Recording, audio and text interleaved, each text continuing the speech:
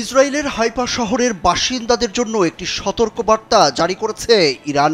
ওই বার্তায় হাইফা শহর খালি করতে বলা হয়েছে। ইরানের রাষ্ট্রীয় টেলিভিশনের বরাত দিয়ে এই খবর জানিয়েছে যুক্তরাজ্য ভিত্তিক সংবাদ মাধ্যম মিডল ইস্ট আই। ইরানের রাষ্ট্রীয় টেলিভিশনের বরাতে সংবাদ মাধ্যমটি বলছে, কয়েক মিনিট আগে হাইফায় বসবাসরত জায়নিস্টদের জন্য একটি সতর্কতা জারি করা হয়েছে, যাতে তারা ইরানি ক্ষেপণাস্ত্র হামলা থেকে নিজেদের রক্ষা করতে পারে। টেলিভিশনে ওই অঞ্চলে একটি চিত্র প্রদর্শনী করা হয়, যেখানে হিব্রু ভাষায় লেখা ছিল, অনুগ্রহ করে এই এলাকা থেকে অবিলম্বে সরে যান। পরবর্তী কয়েক ঘন্টার মধ্যে ইরান ইসলামী প্রজাতন্ত্রের সশস্ত্র বাহিনী এই এলাকায় অভিযান চালাবে। জেনেক্সে শিফট করো, লাইফকে লিফট করো।